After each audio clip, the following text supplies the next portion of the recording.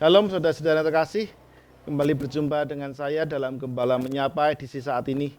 Dan mari bersama kita menghayati firman Tuhan untuk menguatkan iman kita yang saat ini diambilkan dari kitab Mika 1 ayat 8 sampai dengan 16 yang demikian. Dengan judul perikop, Nabi meratapi nasib Yehuda dan Yerusalem. Karena inilah aku hendak berkeluh kesah dan meratap, hendak berjalan dengan tidak berkasut dan telanjang, hendak melolong seperti serigala dan meraung seperti burung unta. Sebab lukanya tidak dapat sembuh, sudah menjalar ke Yehuda, sudah sampai ke pintu gerbang bangsaku ke Yerusalem. Di Gad janganlah sampaikan berita, janganlah sekali-kali menangis. Baiklah gulingkan dirimu dalam debu di Bet-le-Afra. Berkemaslah hai penduduk Safir dengan telanjang dan malu, tidak berani keluar penduduk Zaanan.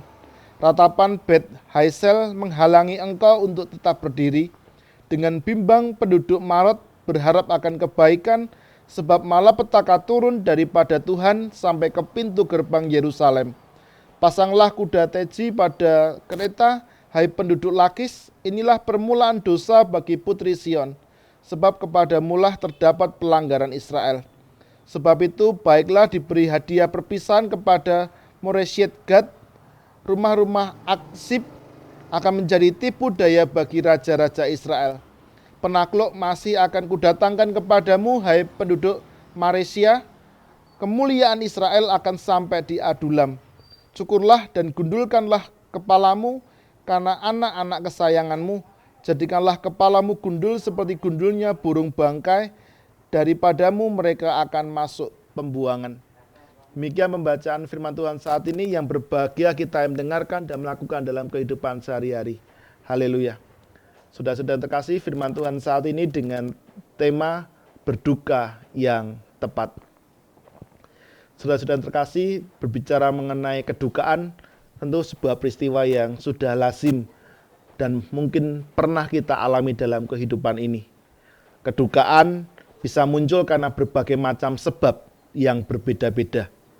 Tetapi tidak semua kedukaan itu disebabkan dengan latar belakang yang benar. Dan saat ini juga bacaan kita berbicara mengenai kedukaan yang dialami, yang dirasakan oleh Mika, bukan karena pribadinya yang menderita karena permasalahan pribadi, tetapi karena dia meratap, dia berduka karena kondisi umat Allah di Yehuda.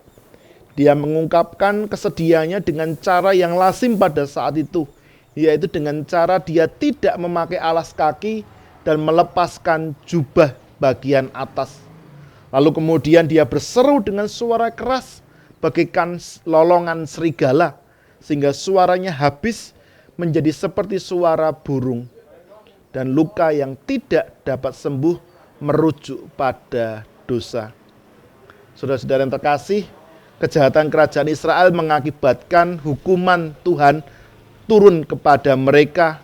Dan itu kemudian tidak menjadi sebuah sarana untuk introspeksi bagi kerajaan Yehuda, tetapi kemudian malah ditiru dan dilakukan dengan lebih keji lagi.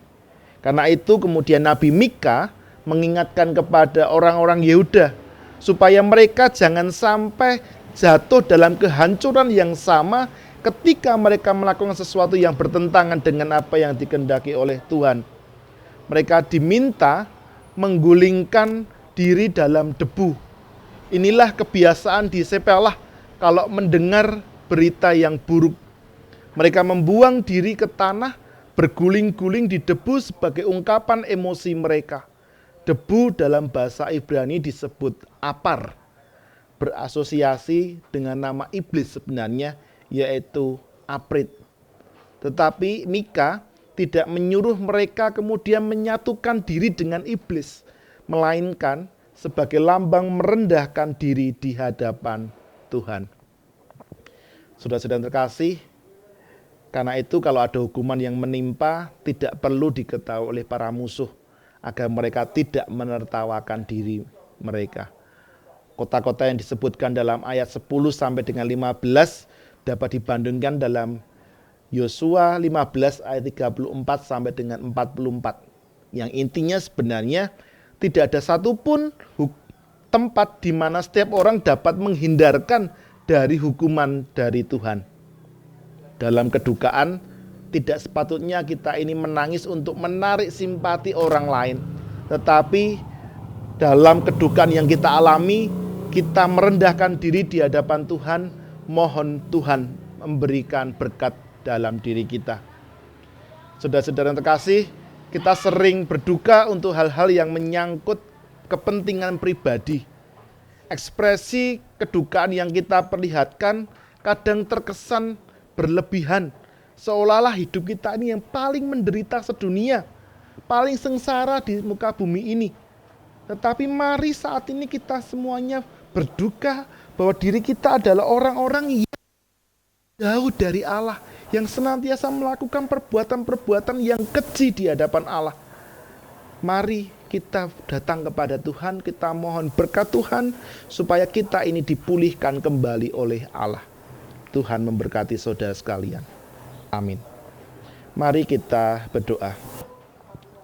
Ya Tuhan, saat ini kami datang dengan segenap kerendahan hati kami, menyadari bahwa diri kami adalah orang-orang yang berdosa, orang-orang yang sering kali melakukan sesuatu yang bertentangan dengan kehendak Tuhan.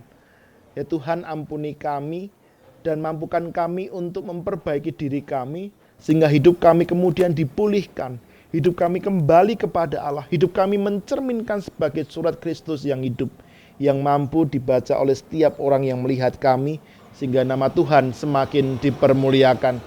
Ya Tuhan, inilah diri kami apa adanya kepadamu, tolong kami. Tuhan, tolonglah kami, dan Tuhan tolong kami. Amin.